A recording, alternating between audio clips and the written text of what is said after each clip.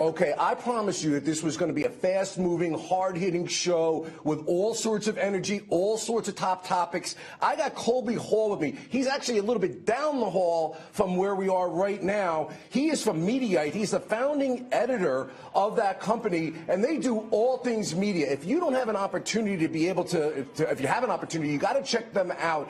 And we're going to talk about Flynn because they're also going to be covering some legal topics for us. That is vis-a-vis legal in the media. And I can tell you from doing media hits across all the national platforms that you can get wildly disparate viewpoints based on very straightforward legal points. Colby, welcome to the show. Thank you for having me. This is our inaugural segment we're calling Law and Mediaite.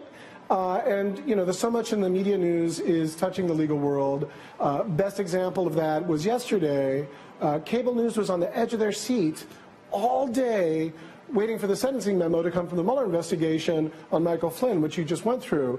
And it was a very important day, obviously, because everyone's waiting to hear critical information. But from 9 a.m., we were on the edge of our seats, and this news was about to break any minute. And that was the coverage pretty much through the course of the day, which we put this clip together, this montage, to show you. Let's roll that.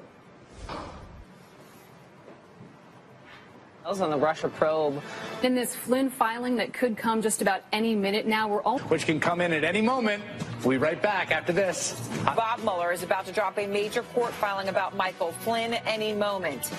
Moment it comes in, I'll probably be reading it on air, but memo for Michael Flynn just hit. I'm going to go through it with you basically as I am learning this. This just came out within the last 30 minutes. We're on their edge of seats. I'm a legal geek. I was sitting there all day long, bouncing around all the different channels, myself waiting. I felt like I was expecting a baby was about to be would do with this, but eventually it came through in the evening hours. And there's also this little thing here about Mueller shying away from the media, which I'm not really sure how.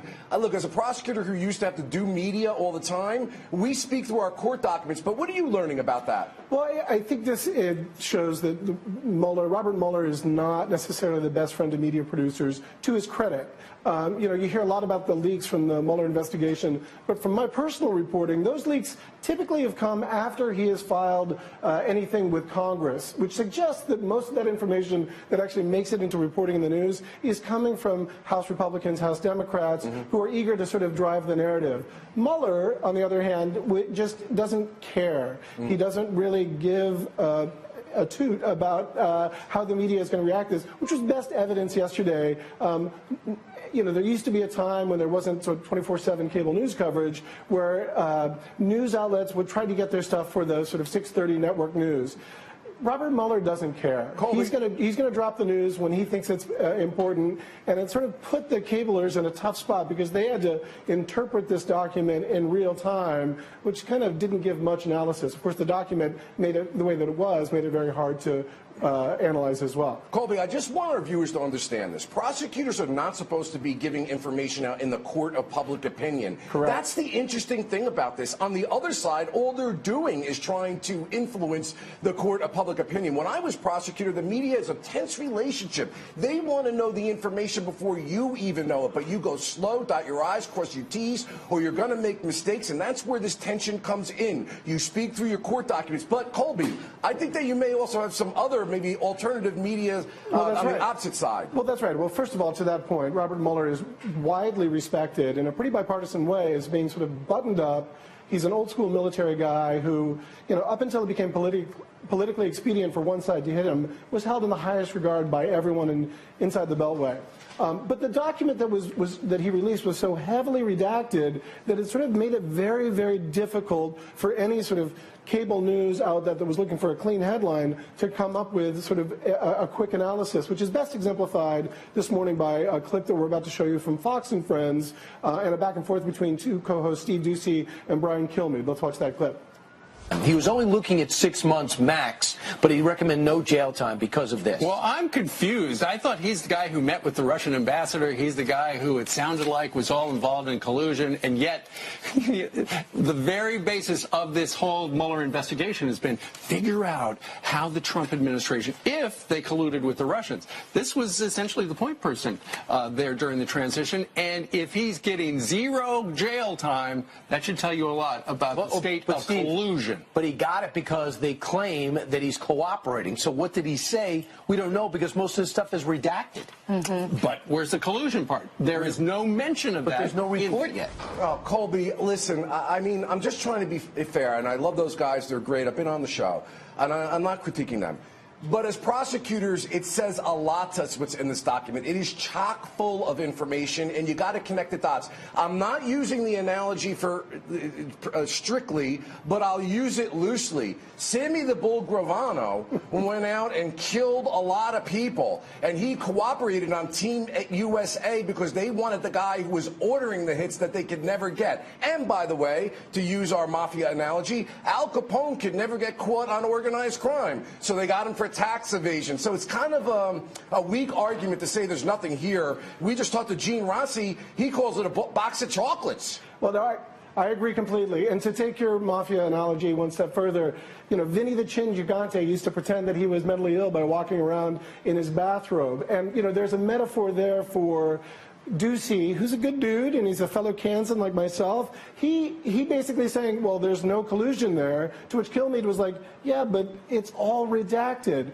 And that the reason I pulled that clip is that it puts in perfect relief exactly where we are with this. You know, the journalists and reporters are so eager for any insight on this lockdown investigation. They really wanted some meat and potatoes from this document, and it appears all the meat and potatoes were blacked out. I agree with your take that the redaction is far more damning for the ongoing criminal investigation, which is what I think the point Kilmeade was trying to make effectively. Like, we can't say there's no collusion in this. There may not be, but we don't really know what's in it because we can't read it. So yesterday's media coverage was all, let's wait for this document, and when it finally came out, we're still missing our meat and potatoes. Well, Colby, listen, I always go back to the centerpiece in my mind if I were a prosecutor, if I were investigating, to the Trump Tower meeting on June 9, 2016, with a Russian agent, Vetselnskaya, and clear emails and messages back and forth, including messages that they have with Don Trump Jr. with WikiLeaks, indicating that they were worried about the Magnitsky Act, the sanctions,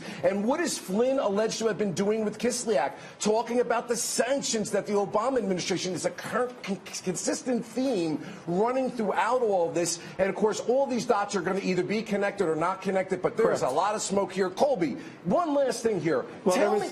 I'm sorry. There was a bit of a cell phone that was lost yesterday. Trump's personal lawyer and former America's mayor, Rudy Giuliani, he kind of owned himself and made sort of a tough mistake on Twitter. He first tweeted sort of animus towards the Mueller investigation in anticipation of the sentencing memo. You can see here that he said Mueller had filed an indictment just as President Trump left for G20.in. Well, as it turns out, Twitter protocol, if you phrase, you don't put a space after the period, it will automatically default to a URL. So some enterprising Twitter user saw that domain had not been registered, the G-20.in, and he built a simple one-page website so that if you click that link, you got to this page, which I think we have a screen cap for. It was an anti-Trump message that says Donald J. Trump is a traitor to our country. Well, that was kind of funny. It was sort of a self-own that Giuliani stepped into his own. But Rudy couldn't leave well enough alone. He sort of made matters worse and sort of paraded his ignorance to another level when he followed up with this tweet. Well, this is not the tweet. This is someone criticizing him, but the tweet below says, Twitter allowed someone to invade my text with a disgusting anti-president message. So he was basically alleging that Twitter had somehow done this thing when Twitter had nothing to do with it, which, by the way, this mistake is made all the time, and Rudy can be forgiven for being sort of not an expert on internet protocol. Sadly, he makes a lot of money for doing sponsorship deals for Experian and warning people of the dark web. And he also was named to head the sort of cybersecurity council advisor to the Trump administration. So it's not a good look, and it paints Trump's personal attorney in a light that is sort of not so glowing at a time when he really needs to rely on Giuliani's wise insight. Yeah, and he's like the mini-me of tweets. I mean, you know, it's like the gift that keeps on giving.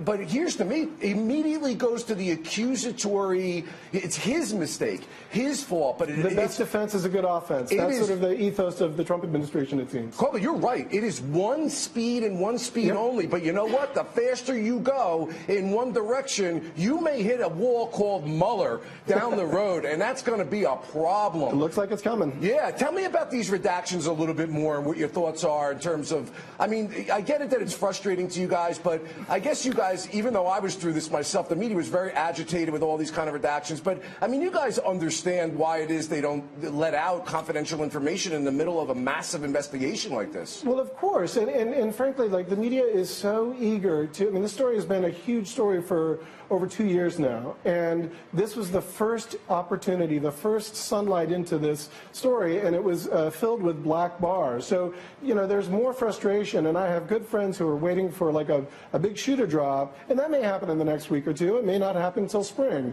We don't know, but there's, you know, people get paid to fill airtime 24/7 on cable. And there's not much you can say about the big black bars and redaction. Okay, hey Colby, it was amazing. I'm so glad that I got the opportunity to be your first one on this. I think it's amazing because the intersection between the media and the law, I've been doing this a number of years. I would give legal commentary as a former prosecutor, as a current defense attorney. You'd walk out and everything was just honky-dory. But now, if you give legal commentary, it has become so politicized, the nastiness of people when you're just giving common, you know, a lot of the stuff that we talk about in the law is common sense. Colby, tell us, what more are you going to be doing with us at the Law and Crime Network? And just a brief cap before you go. Well, every day we're going to try to do a brief hit where we sort of take a story that is an intersection of media and news, and so much, as you said, is a narrative battle. And we're going to try to track in a sort of unbiased but fair way, like who's winning the narrative battle on either side of the political media legal battle. All right, Colby Hall, founding editor of Mediaite. It has been an honor and a privilege. Thanks for having me. Yeah, we'll be talking to you again very soon. Awesome. I got my two great guests. Like I said, we're on fire here at the Law and Crime Network. We have a lot to cover. Gene Rossi, Linda Kenny Bodden, LKB is with me in studio. We're going to go to break. We'll be right back.